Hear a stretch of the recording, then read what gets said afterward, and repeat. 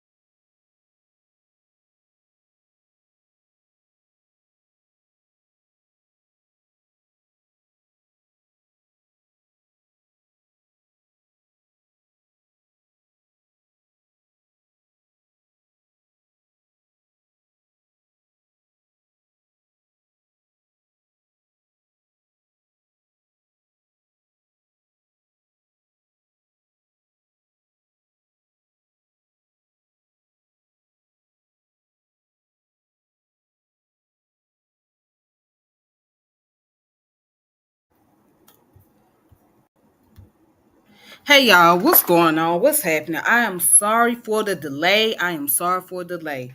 I had to get some things taken care of, right?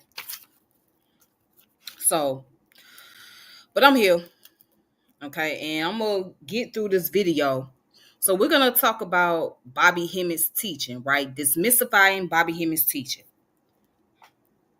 And the reason why I chose this video as a topic, the reason why I chose to do this topic is because Bobby Hemmit was a popular figure within the conscious community in the 90s, in the early 90s, all the way up to the mid 2010s.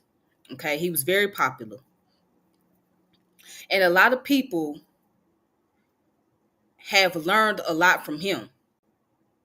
They have attended to his lectures, they attended to his class, things of that nature. All right.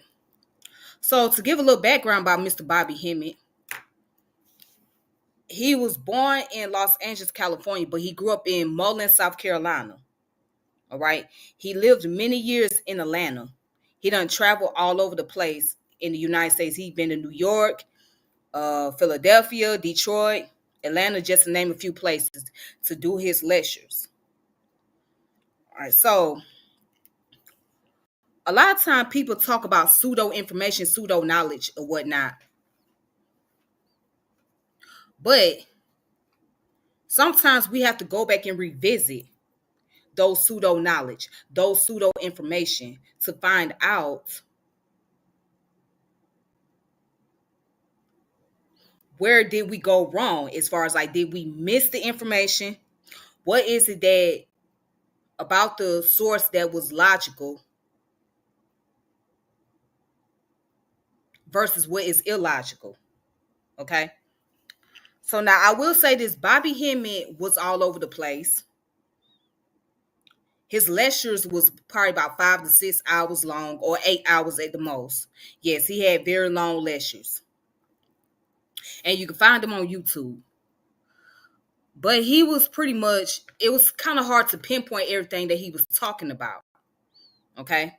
Because he'll jump from one topic to another topic to another topic to another topic. And then when he did his libations, it was kind of strange too, because one minute he's paying homage to the deities, right? All different type of gods. Then next minute he's paying homage to the ancestors, his physical ancestors. So it was like, yeah, it was hard to catch on. But I wrote down a few things about Bobby Hemmit and some of the things that he suggests as far as books are concerned. So let's talk about the various subjects that he was really speaking on, right? If you have watched Bobby Hemmit growing up, or if you was going to his lecture at the time, a lot of things he spoke on was dealing with esotericism, Gnosticism, occultism. He spoke a lot about sci-fi, mysticism, transpersonal psychology, African spirituality, pseudoscience. Yeah, pseudoscience. Like, for example, how he go about using the concept of melanin. Yeah, he taught that melanin was like a superpower, right? That's very pseudo. And so he also spoke a lot about Eastern philosophy. Okay. He spoke about Buddhism, Hinduism, things like that. Then he get into the topic about voodoo. He spoke about voodoo. He spoke a lot about conspiracy theories. Okay. And we all know that conspiracy theories are nothing more than a bunch of distraction and ludicrous arguments. Now, he also decode a lot about movies, mainly sci-fi movies. He decoded a lot of those movies, right? He will break it down to, get people to understand what the purpose or what the meaning was behind these movies that he watched over the years. So now his general purpose was to awaken the minds of Black people and to bring entertainment, because he was very entertaining. Of course, he used to get drunk, what I'm saying, drink him some liquor, whiskey, or whatever, and he'll be talking for hours and hours. But yeah, so besides all of that, Bobby Hemmitt's main purpose was to awaken the minds of Black people. Now, Bobby was never known to have a cult, meaning that he had an organization, and he didn't really write books. He had maybe one book, and that was just based on his lectures. So for anything, Bobby was the type of person that collected a lot of information, collected a lot of books, and gave out books recommendations to people. So his thing was to really wake up the minds of Black people, to get Black people to really see their internal power, to see how powerful they are, to see is much more than what, as far as the stereotypes and social stigma is concerned. So it was a bunch of romanticism, but it was there for a reason. So that was a beginning process. His knowledge was very rudimentary, right? It was the beginning level of opening up to consciousness, to have some form of sense of awareness, right? Because he always talk about the internal self. So let's get into what a cult is, first and foremost.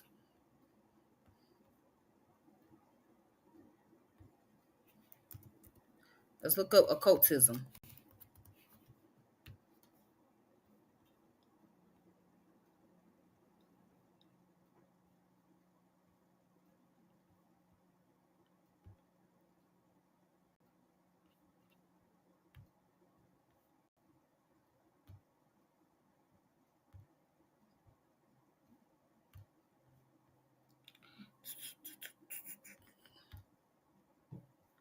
So now, according to the definition, occult is hidden in secret. It's a category of esoteric or supernatural beliefs and practices which generally fall outside the scope of organized religion and science, encompassing phenomena involving a hidden or secret agency, such as magic and mysticism. It can also refer to paranormal ideas such as extrasensory perception and parapsychology. Now, what is parapsychology? Now, parapsychology is the study of alleged psychic phenomena, right? And other paranormal claims, for example, those related to near death experiences, synchronicity, right?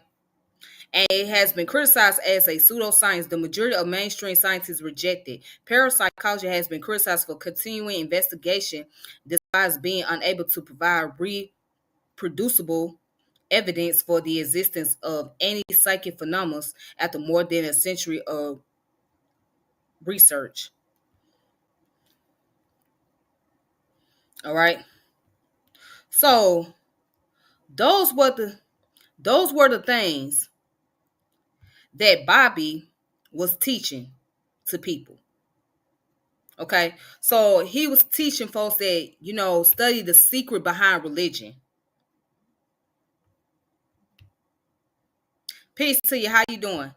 Study the secret behind religion. Study the Gnosticism. Okay. Study the mysticism. Because he will say, for example, like the Bible. When people read the Bible, it's more books to the Bible than what we just know, right? It's books that did not make it into the scripture. So they are a part of the canonical scripture, right? Or the apocalypse. I mean, is it apocalypse? No, the apocrypha, my bad. The apocryphals. So I have a book on the apocrypha that I can show you. Okay. And that's basically the original scriptures that were in the Bible at one point in time that was taken out the Bible. So just hold your thoughts real quick.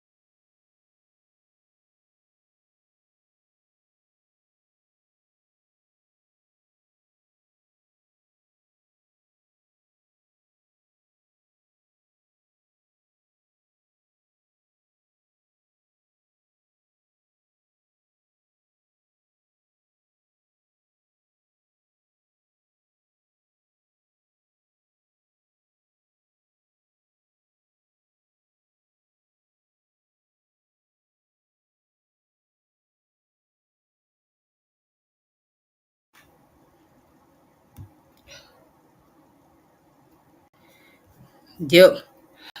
I don't know what I did with that book, but the Apocrypha is basically like I said, it's a list of books that come from the Bible.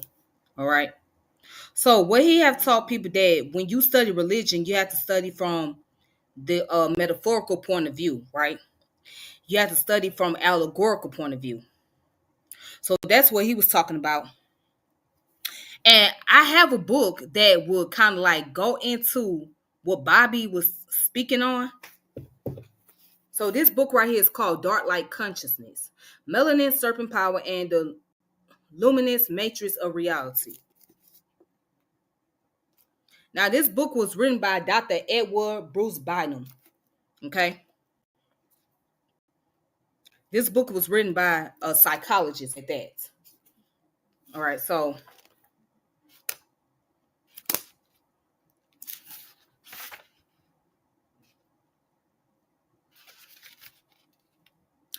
a lot of times Bobby spoke on Kundalini. He spoke a lot about the Kundalini, the chakras, or whatnot. So the chakra and the Kundalini basically is a Hindu teaching.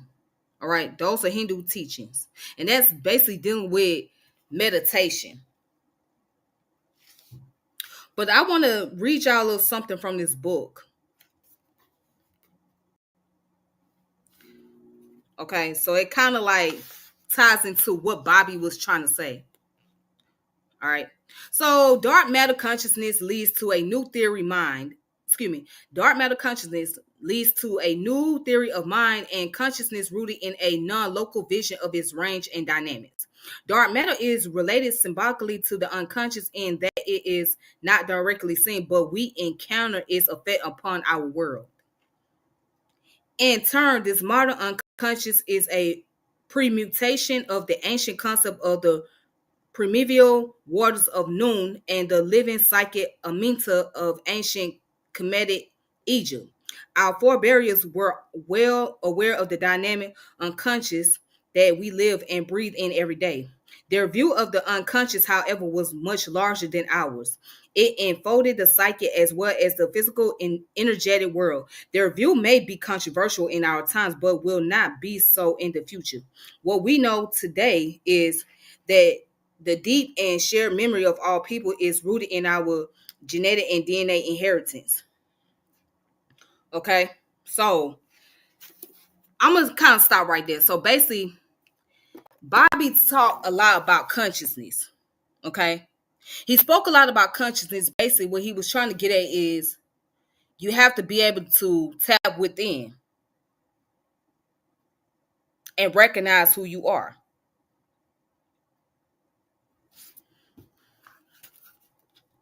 So the books that he have recommended, uh, it's called the Tree of Gnosis, Science of the Mind by Ernest Holmes. He recommended a lot on Gerald Massey's because Gerald Massey studied ancient Egyptian culture and whatnot, but people argue that his book was pseudo as well. He spoke on Manly P. Hall, and anybody that watched Manly P. Hall lectures or whatnot, Manly P. Hall was basically ahead of his time during that time period, right? He was doing lectures from the 40s all the way up to the time of his death, which was in the 90s. So he was teaching esoteric knowledge, mysticism as well. But he also taught a lot of new age stuff, what that's considered as new age. But he got into a lot of science, he got into a lot of psychology, things like that. So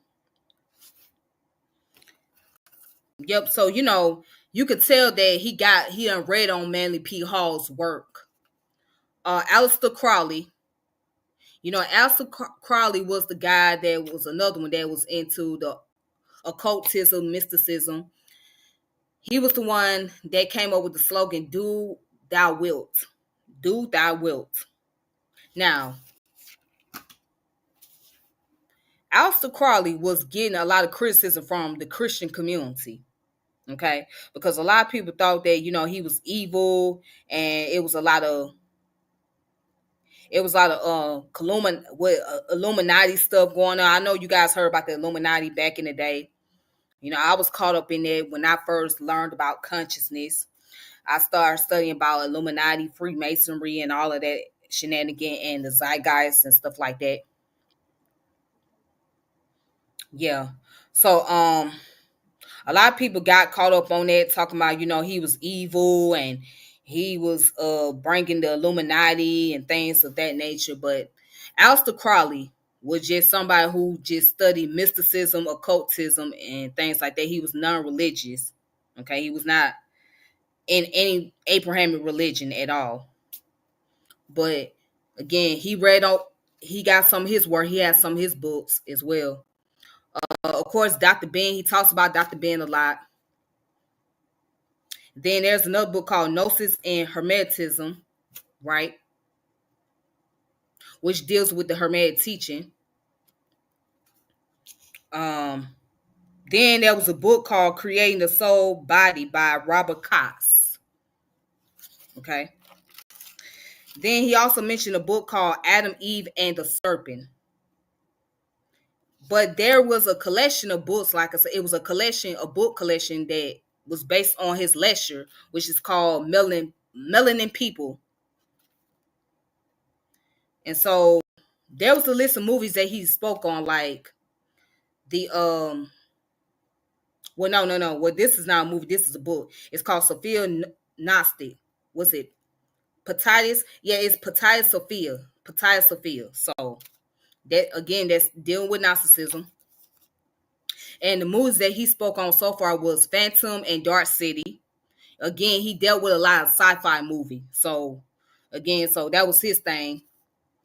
But what I was able to pick up on overall was especially about metaphysics. See, a lot of time when people talk about metaphysics, they don't talk about it as far as its definition and what it really means, right? People just look at metaphysics, dealing with it, try to intertwine it with spirituality. But it's not really, it does deal with spirituality, but it's more so, it's philosophy. It's a branch of philosophy. So let's go into what metaphysics is.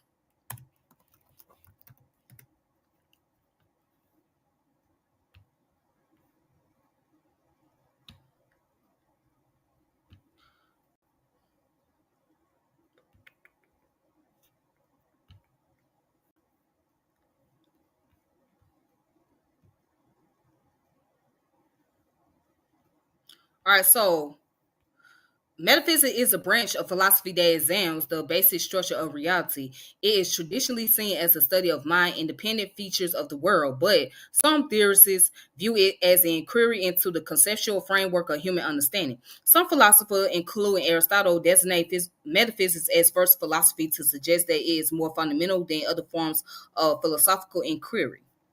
Okay, so basically, metaphysics, right, deals with the abstract of things. Okay. So if we look here, it says the branch of philosophy that deals with the first principle of things, including abstract concepts such as being, knowing, substance, cause, identity, time, and space. All right. That's what metaphysics deals with.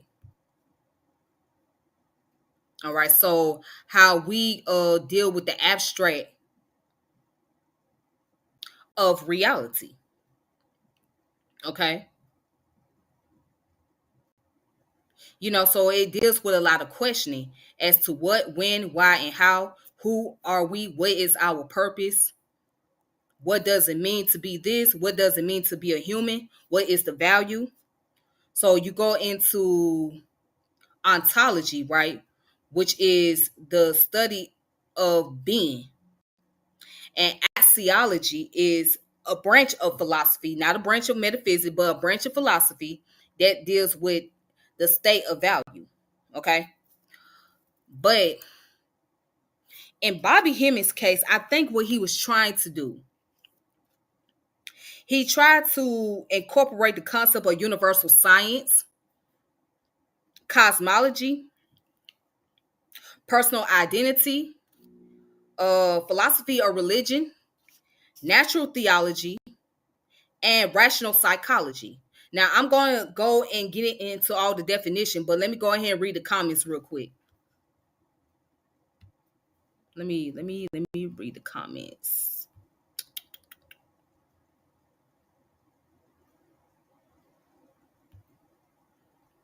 All right, so it says parapsychology. This person put, I'm gonna drop some keys on your sister. Parapsychology is a deep state eco paramilitary contractors. But is it scientific? Is the question. Is parapsychology scientific? According to the information, it's not.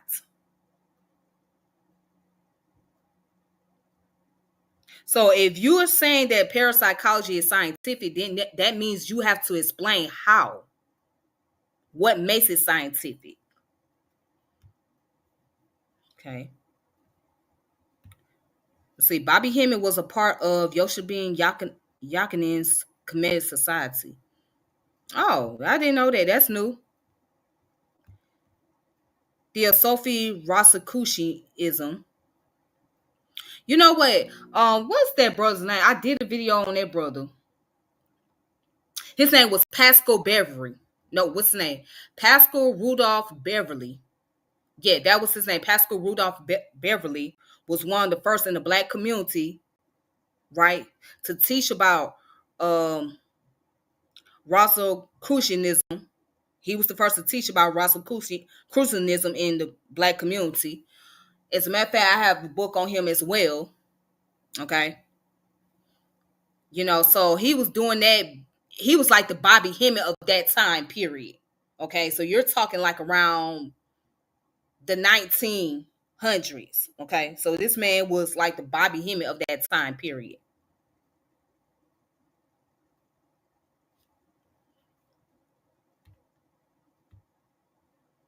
Much much respect to Dr. Layla Africa. May he rest in peace.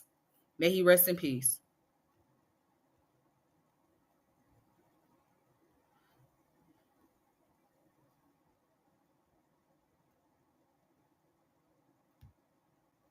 Somebody put Hemmit often used Charles Fillmore Metaphysical Bible, the Revealing Word. It was a lot of sources that Bobby Hemmit used. You know what I'm saying? It was a lot of sources because his lecture was like 5 or 6 hours long. So it was a lot of stuff that he was referencing to.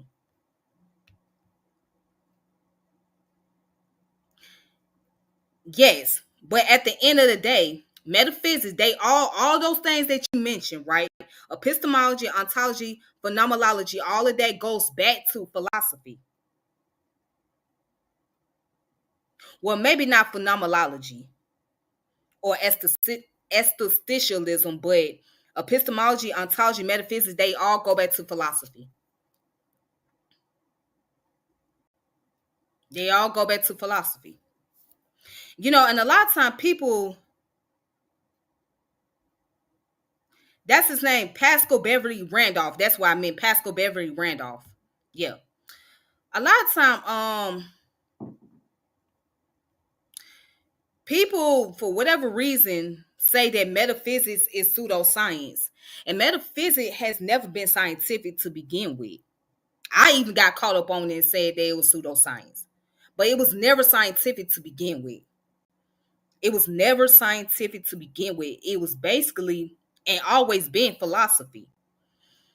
So when people say that it's pseudoscience, it's very pseudo on their end to call it scientific in the beginning or say it's science or pseudoscientific without actually giving its proper context.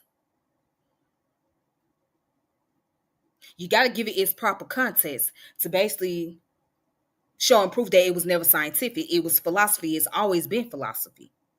Now, there's people that made science out of it, right? Then if you try to make a science out of it, then yeah, it's pseudo. But outside of that, it's always been philosophical. Now, let's get into what Bobby Hemmit was trying to get on with this whole information about metaphysics, right?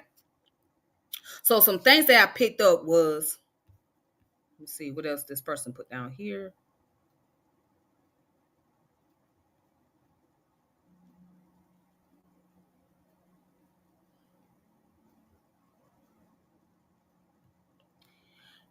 Metaphysics never was science. It was never science. It was never science. It was always philosophy. Now, if you want to argue that philosophy came before science, yes.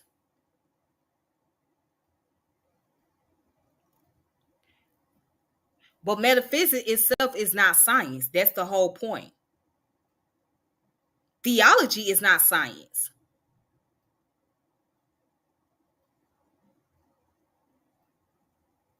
Theology will be a relationship with religion. It will fall under the religion category.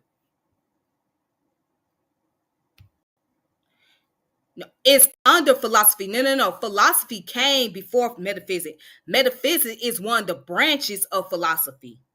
It's one of the branches of philosophy. It's the branch of philosophy. So we want to be able to make that clear to people, because people will take that and they'll run away with it and say, oh, it was science. And it's not. It's never been. But now, are scientists studying metaphysical concept, like as far as what metaphysics mean overall? Yeah, maybe scientists are studying that. Maybe scientists are studying about metaphysics.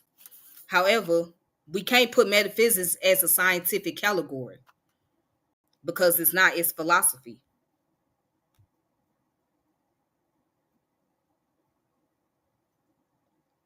Right? They may have some influence of metaphysics. Yeah, I get that. But again, it still can't be in a scientific category because it's not science. It's not science. I mean, But let me tell you this. Let me say this. All forms of knowledge goes back to philosophy. All forms of knowledge. Yes. So what came before modern science, that's natural philosophy. Natural philosophy was the earliest form of science. Before there was a science, that was natural philosophy. Before there was a science, that was natural philosophy. So yeah. So I'm gonna say this: all forms of knowledge that we have, all forms of knowledge, all goes back to the philosophical roots. It takes its origin back to philosophy. It takes its origin back to philosophy. All forms of knowledge, all the knowledge that we have today, the STEM, all of that goes back to philosophy. We gotta remember, philosophy came before any subject matter. Any subject that we know of today, philosophy was here first. Okay. Elijah Muhammad had some pseudo information too. Oh yeah, of course. Of course he did. I mean, but people benefited from his message. But yeah, he did. But let's go back to the type of metaphysics or the branches of metaphysics that I think Bobby Hemmit was using. Okay. So again, I believe that Bobby Hemmit was using rational psychology, natural theology, philosophy of religion, personal identity, cosmology, and universal science to explain his information, his teaching to his audience. So let's go into that real quick.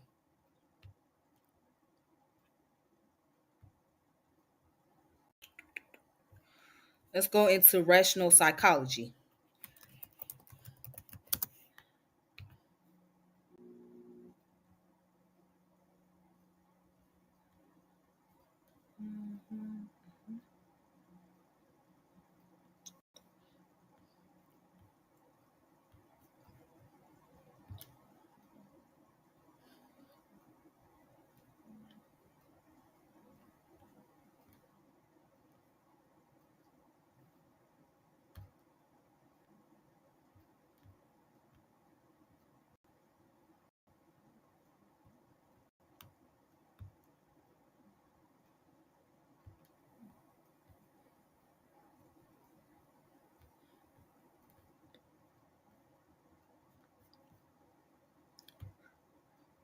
here we go. Here we go. Here we go. Here we go.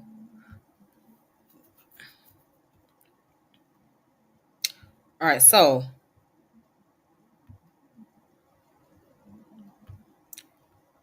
here we go right here. Let's go into the definition.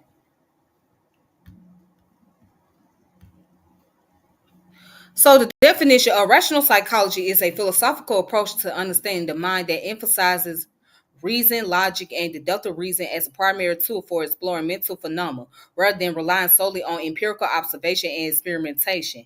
It aims to identify the fundamental principle that govern thought and mental processes, often by examining the nature of consciousness, perception, and knowledge. So Bobby Hemmit was trying to use this approach basically to describe the phenomena, right? That's not based on just that wasn't really based on empirical observation, but it was based on, as far as like how the mind perceived things, right?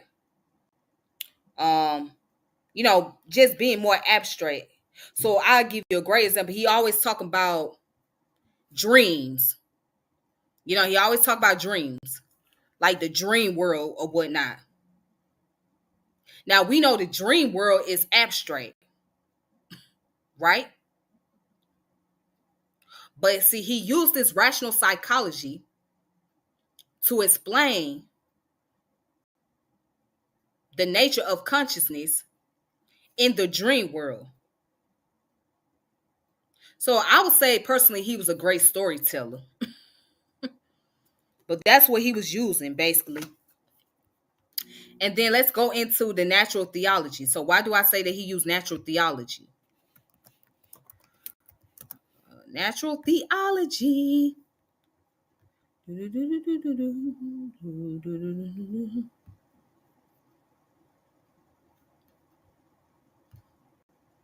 Let's go into natural theology.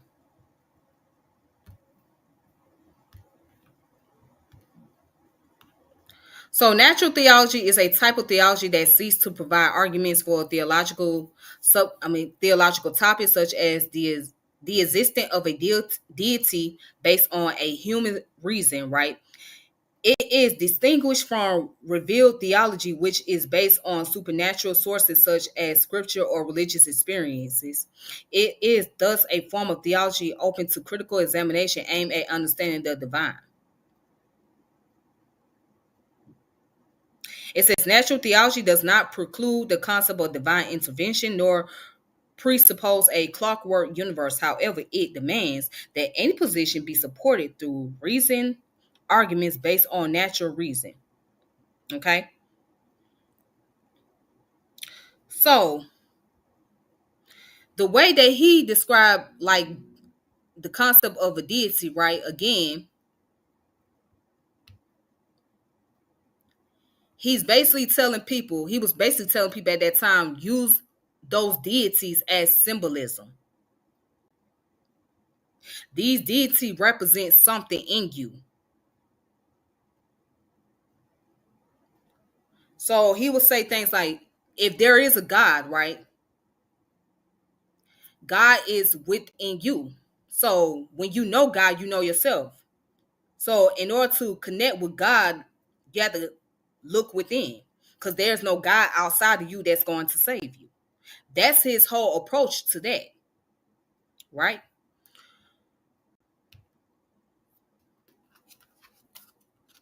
Then you got philosophy of religion. Now, before I go there about philosophy of religion, I noticed he made criticism about Reverend Ike. But it's like Reverend Ike, yeah, he was a Christian, but at the same time, Reverend Ike was basically using the scripture as a way to explain psychology, as a way to understand or to make the argument about the approach of God. He's basically saying that you approach God differently. God is in your mind. And you got to be able to have a relationship with God from there. So I personally believe that Reverend Ike was pretty much saying what Bobby Hemmit was saying, but he was using it as a way to speak to the audience of people that were Christians, right? So he used the Bible as a way to bring about, again, metaphorical information, allegorical information, because he figured that was easy and it was useful to do so. All right.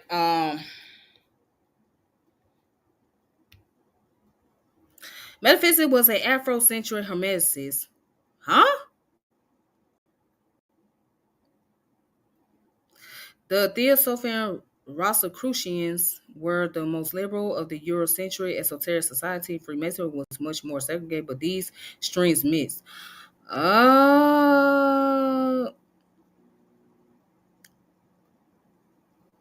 I'm still stuck on metaphysics was an Afrocentric hermeticist.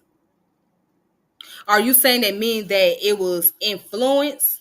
Like a lot of Afrocentric people was influenced by the concept of metaphysics as far as the topic itself? Are you that's what you mean when you say metaphysics was a Afrocentric hermeticist? Because I'm just trying to figure out what you mean by that.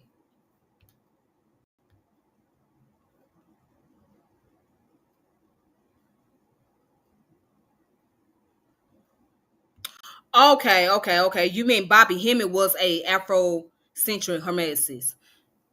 Yeah, I mean we can call him that. We can give him titles because and what's interesting about Bobby, he never really gave himself a title as far as like what he associate himself with. You know what I'm saying?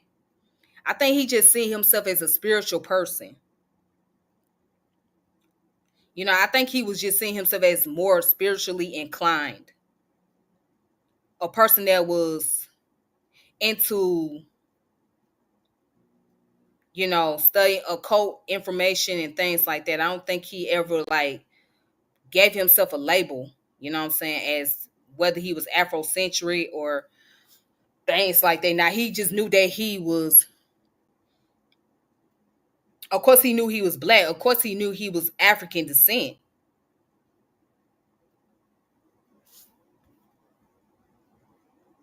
But I don't think, he was so fixated on giving himself like a title.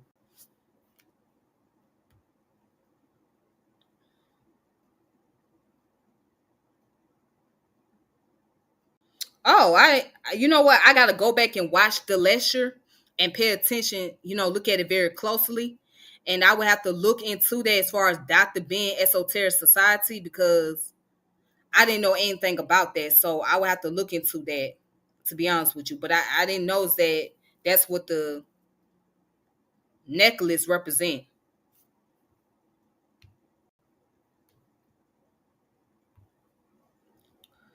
So yeah, let's go into the philosophy of religion.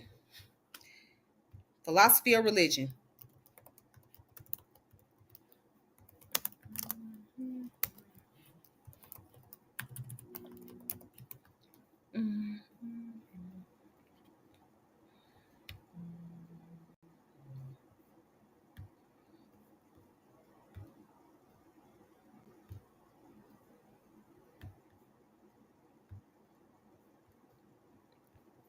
All right, so philosophy of religion is the philosophical examination of the central themes and concepts involved in religious tradition.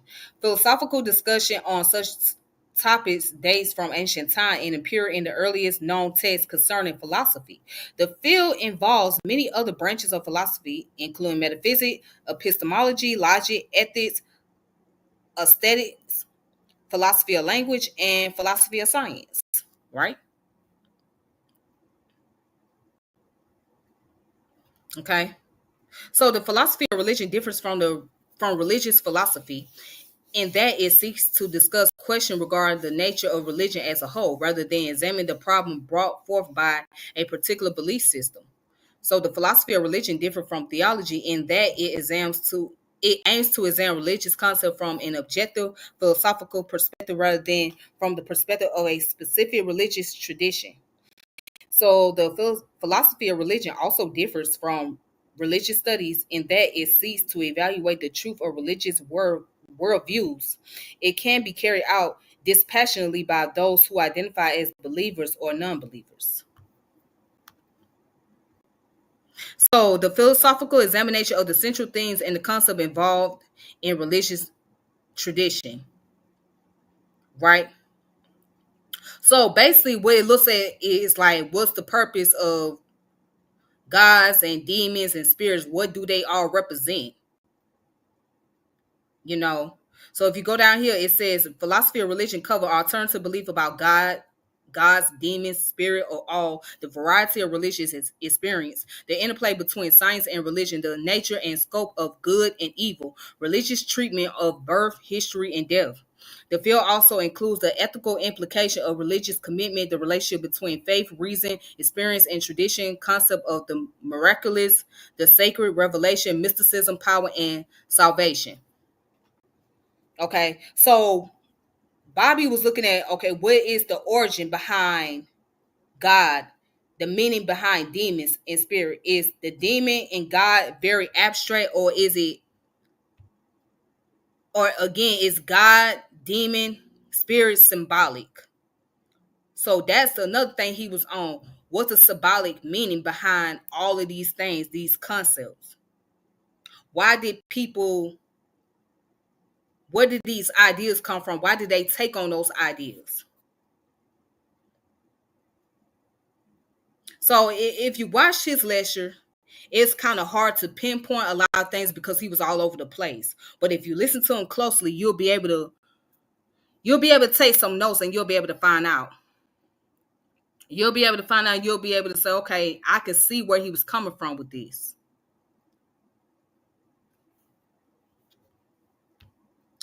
The AMORC order also uses the name, or uses the same wing disc symbolism and created modern cometology studies rather than Egyptology studies. Well, that's new information. I did not know anything about that. That's very interesting.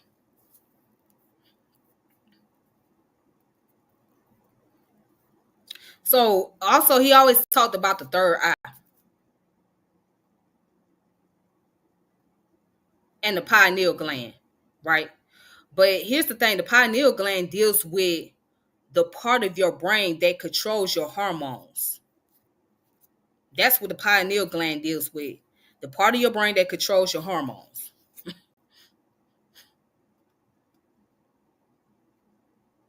right? It really doesn't have anything to do with the spiritual concept of things, okay? But a lot of times people use the pineal gland synonymously with the third eye, and that's not what the third eye is.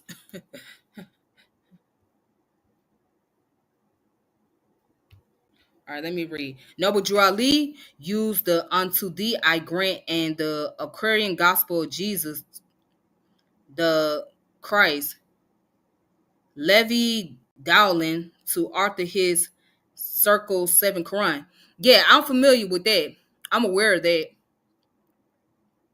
And I think he has got other influence from other people as well, you know what I'm saying, as far as like the Shriners is concerned. And I also personally believe that he may have read Pascal Bethany's books as well to start up the More Science Temple of America, in my opinion. Hmm. But yeah, history shows that Noble Drew Ali did use a lot of the Aquarian Gospel. And I have the Seven Circle book as well.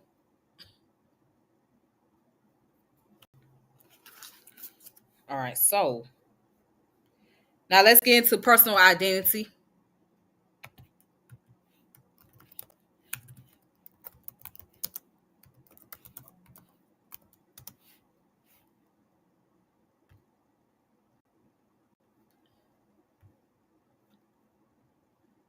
Let's look into this. So, personal identity. Alrighty. So, personal identity is the unique identity of a person over time. Discussion regarding personal identity typically aim to determine the necessary and sufficient condition under which a person at one time and a person at another time can be said to be the same person persisting through time. Now, that's something Bobby Hemmit he spoke heavily on this. He didn't call it personal identity, but the concept which he was speaking on was the same. Because he spoke about how you could be a person in this physical world, but in the spiritual world, you are somebody else. So in this physical world, you this individual, but in the spiritual world, you're somebody totally different, right? But that person in the spiritual world and in the physical world are one of the same people. You know, he spoke about the duality. Now, I think he read the, well, I know for a fact he had to read a book called The Kabbalion, the Three Initiates, right? The Kabbalion book, which gets into the law of gender and it gets into the law of duality, polarity, right? But yeah, Bobby did get into the concept of the personal identity, right? Which is, again, a part of another branch of metaphysics under philosophy.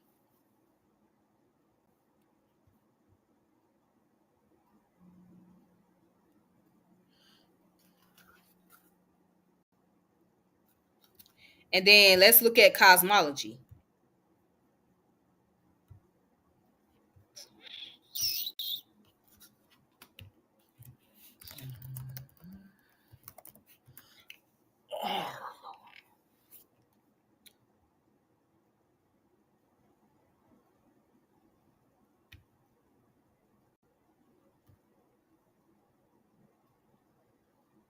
All right, so now you know there is two different type of cosmology.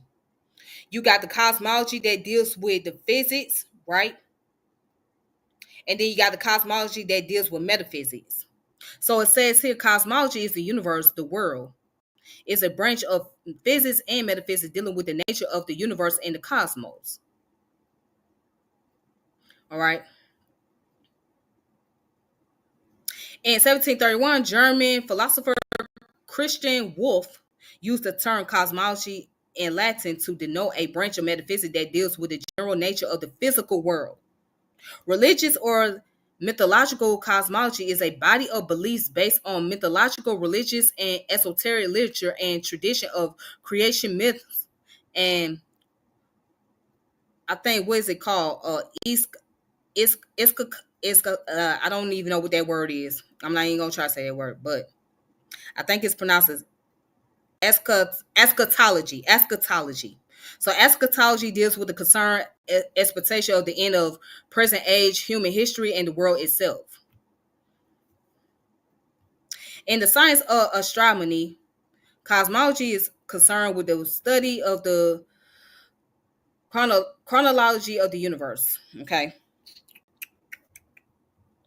So let's go down here.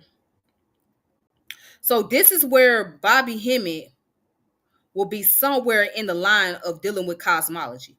So again, religious and mythological cosmology is a body of beliefs that based on mythological, religious, and esoteric literature and tradition of creation and eschatology. Creation myths are found in most religions and are typically split into five different classifications based on a system created by Marcia Alade and his colleague, Marcia Alade and his colleague Charles Long. Um, the type of creation myth based on similar motifs. Creation as nihilism or nilo, in which the creation is through the thought, word, dream, or bodily secretion of a divine being. Earth, Earth diver, creation in which a diver, usually a bird or amphibian sent by a creator, plunges to the seabed through a primordial ocean to bring up sand or mud, which develops into a terrestrial world. Emergence myths in which progenitors pass through a series of worlds and metamorphosis until reach the present world. Again, emergence myths in which progenitor pass through a series of worlds and metamorphosis until reaching the present world. Now, this part right here will sound more like Bobby Hemmit. This sounds more like him when he talks about the different type of worlds, right? And the predecessors and things like that. This is something that he will be getting into like more details about right here. Creation by the dismemberment of a primordial being, creation by the splitting or ordering of a primordial unity, such as the cracking of a cosmic egg or a bringing order from chaos. And then when you go on the philosophy. Okay, when you go on the philosophy, it says cosmology deals with the world as the totality of space, time, and all phenomena. Historically, it had quite a broad scope and in many cases was found in religion. Some questions about the universe are beyond the scope of scientific inquiry, but may still be interrogated through appeals to other philosophical approaches like dialectics. Some questions that are included in extra scientific endeavors may include: what is the origin of the universe? What is the first cause? It is existent necessary. What are the ultimate material components of the universe? What is the ultimate reason, if any, for the existence of the universe? Does the cosmos have a purpose? Does the existence of the consciousness have a role in the existence of reality? How do we know what we know about the totality of the cosmos? Does cosmological reasoning reveal metaphysical truths? But yeah, when Bobby Hemmit talks about cosmology, basically he gets into the religious and mythological cosmology. So,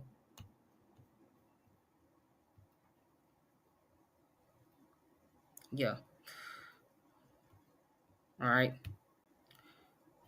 Let's see what else. Universal science. So let's look at universal science as well.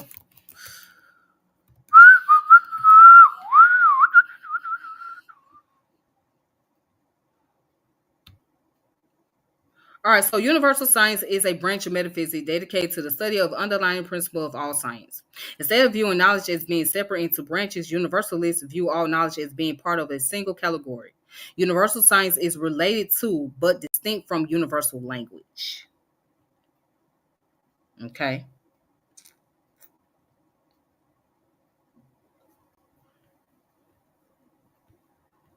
So let's go down. Let's go up. Well, now here's a precursor. Logic and rationalism lie at the foundation of the ideas of universal science. In a broad sense, logic is the study of reasoning, although there were individuals that implicitly utilized logical methods prior to Aristotle. It is generally agreed he was originator of modern system of logic. All right, so let's go a little further down.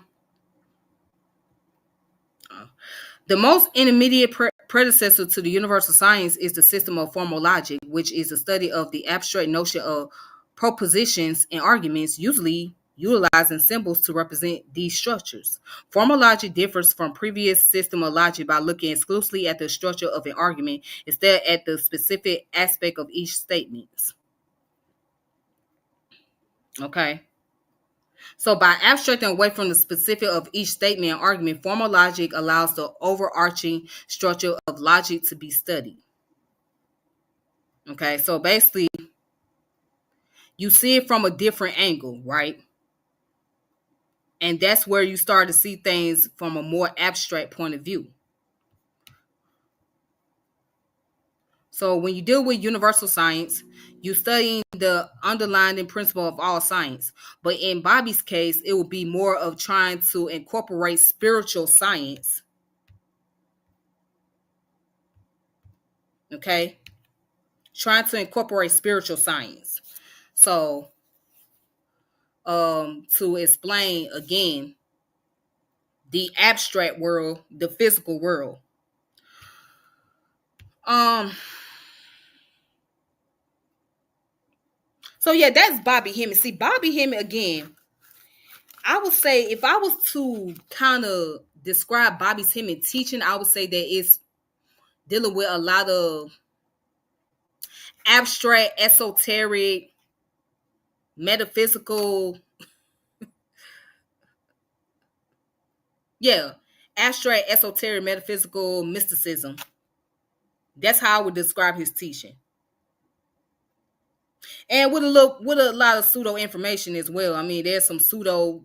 Of course, you're gonna find a lot of pseudo information that's missed in there as well. But I would say that he's, very abstract. He's more like an abstract teacher. Um, like I say, he's very narcissistic. Like, he practiced, narcissism. Um, I would say that he incorporates transpersonal psychology, which deals with spirituality, spiritual psychology, if you want to call it that. So yeah. So he's like the African American version of somebody who is esoteric and Gnostic and also metaphysical in a sense.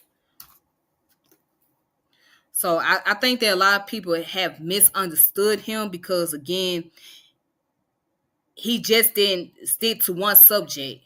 He was going through multiple subjects. So it was not easy to point things out with his information. I would say that people got their influences from Bobby Hemmit. Like the late Brother Panic. Brother Panic was one of Bobby Hemmitt's students. He taught Brother Panic. And then Brother Panic took the information, he did his own thing with it.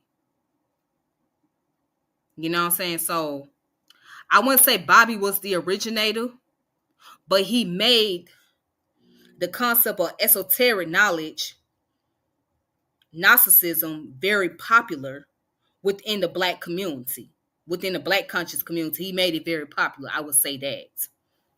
And he gained a lot of notoriety, respect, and popularity within the Black conscious community. So to this day, he's well respected. He's well respected. And as you guys know, around 2013, he had a stroke. He had a stroke around that time period. So people thought that he passed away. We don't know where he's at today, but we know that he's no longer teaching. So again, if you want to find all the Bobby Hemmings videos, you'll find a lot of them. A lot of them. As a matter of fact, there's this channel on YouTube called Serious Media, and I'm going to post it in the chat for you guys. Serious Media, and also the trans production as well. So let me go ahead and post it in the chat for you guys if you guys want to look into Bobby Hemmitt's work. Serious Media on YouTube.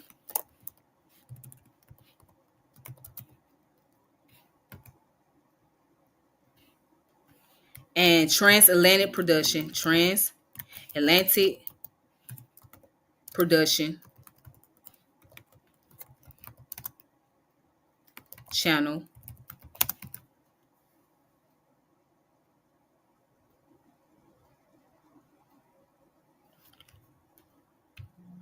Okay, bro, but I hear what you're saying. I'm not saying that you're wrong, okay?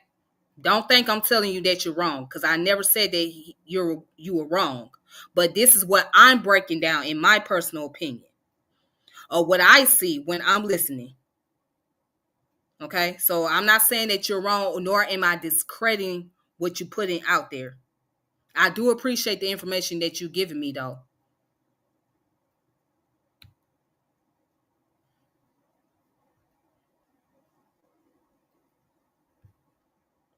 He said towards the end, Hemmit warned what would happen to the Moorish movement because the threat it posed to the establishment.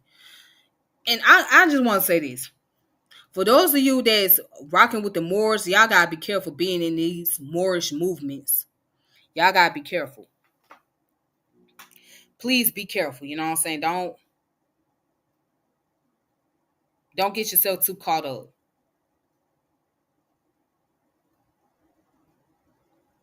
Be mindful of what they're teaching. I mean, any movement that you join, be mindful, okay?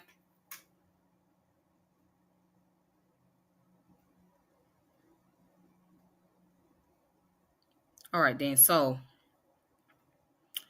but like I said, Bobby Hemmit was a very well-respected individual within the Black conscious community. He earned a lot of popularity. He gained a lot of popularity amongst Black people during that time period in the 90s and 2000. So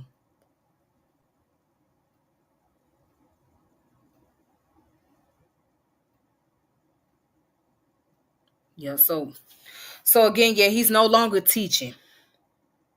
He's no longer teaching. From what I hear, he's still around. He just gave it up. So if you guys want to look at his videos and just do the knowledge on what he was trying to explain or what he was talking about, then like I said, you can find plenty of it on YouTube. You can go to Transatlantic Production. That's one of them. Uh, Serious Media is another one.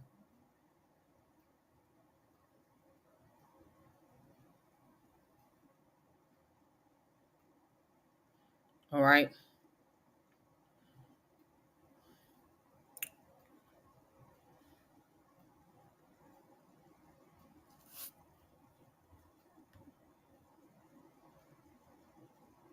Moorish history is the missing key to African American history and was the bridge from ancient Kemet to West Africa. Hmm. Well, the origin of the Moorish history actually go back to Northwest Africa amongst the Berber and the Amazigh, or what is it, the Amazigh? I think that's the name of the tribe over there. Yeah, but they go way back to Northwest Africa. Okay, so I don't think the Moors had anything to do with Kemet per se, but I know that for sure they were like within the Northwest African region. So I'm not sure about them having anything to do with Kemet.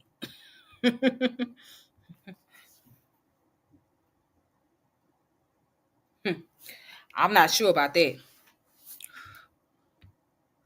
I'm not sure about them being a descendant of the Phoenicians.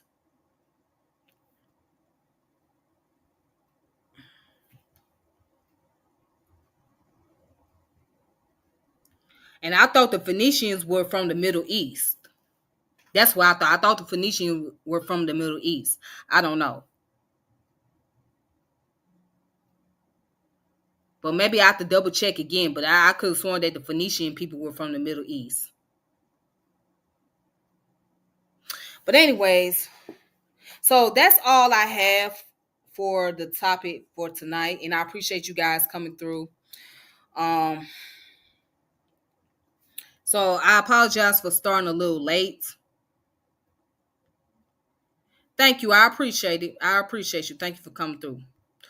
Yeah, but also to check out some more information, right? I would suggest people to look into like Manly P. Hall, Alan Watts. I like Alan Watts' works. He's one of my personal favorites. Um, and also you can check out Edward Bruce Bynum. Okay, Dark Light Consciousness, and he has books called African Unconscious. So you guys can check his books out as well. As a matter of fact, I'm gonna go back and reread this book because I haven't read this book in a long time. Let's see, I had this book for about, what year did it come out?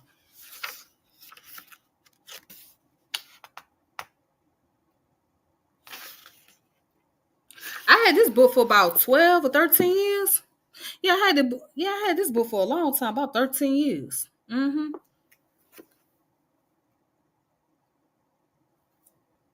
Yep, I had this book for a very, very, very, very, very long time.